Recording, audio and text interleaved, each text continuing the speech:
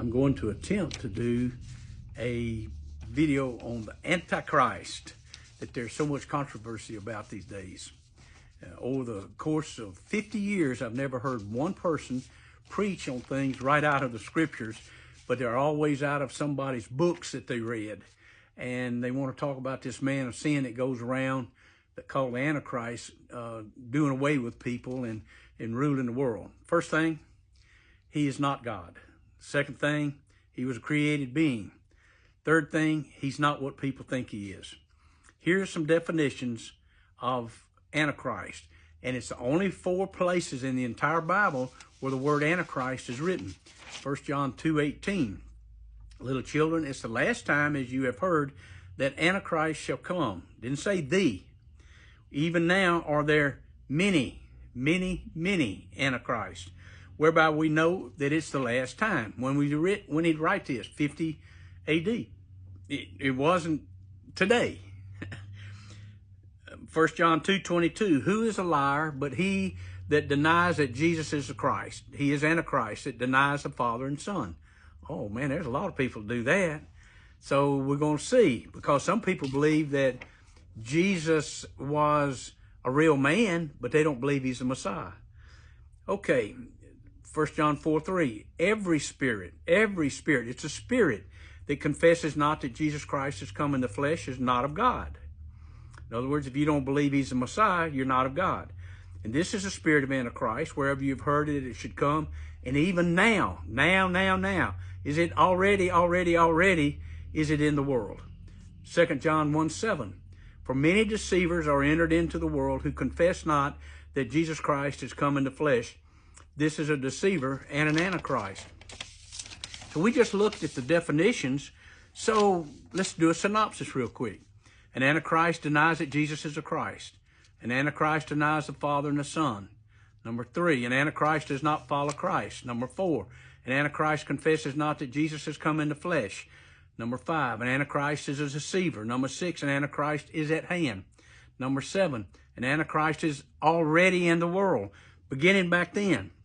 Number 8, an Antichrist is a spirit in many men, not just a man. So there are the synopsis of those 4 scriptures of an Antichrist. Who does this represent in the world? Well, there are 15.7 million Jews who do not believe that Jesus has come in the flesh. There are 1.8 billion Muslims that believe Jesus was a good guy and maybe even a prophet, but they don't believe he's the Son of God. There are 535 million Buddhists in the world that don't believe in Jesus other than just being a good guy. 2.58 billion non-Christians in the world. There are 500 million atheists. All of these qualify as Antichrist. Do you see this? There's millions, even billions. From the beginning of time, there's over 100 billion people up to the present time. In Jesus' time, there were 300 million people in the world, and now there's over 8 billion.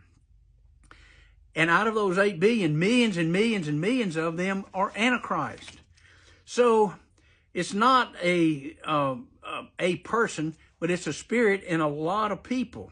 So what we've got now is this hype about people saying this Antichrist is coming in the world and he's going to rule the world. He's going to be greater than God.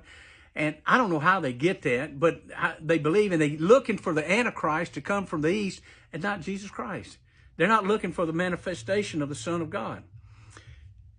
They say, well, what about the definition? His number is 666. Well, guess what? The number 6 represents man. 666 represents the fullness of the Son of Man, which is the Adamic nature come to the full, who is an Antichrist. It's not a person or the person. It's millions of people again.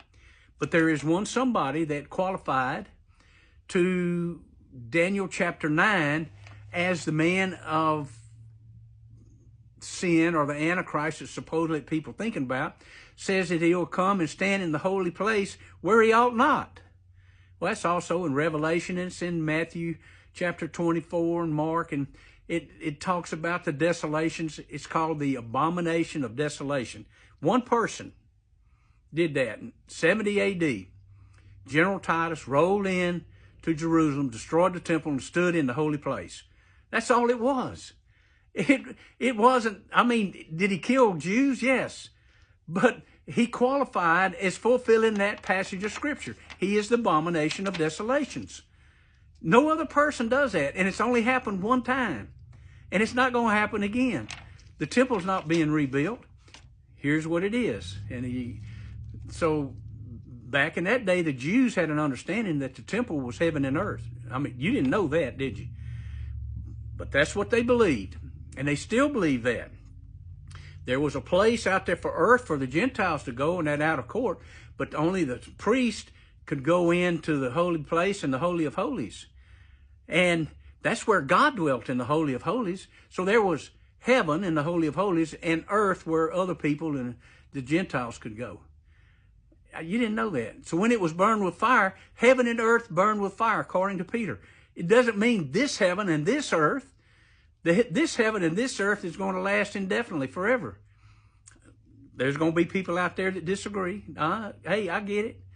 I get it. It's what you've learned all your life. Did you know that if you'll listen, sometimes you might learn something new, right? You might. So we finally come to the temple being destroyed. It probably will not be rebuilt.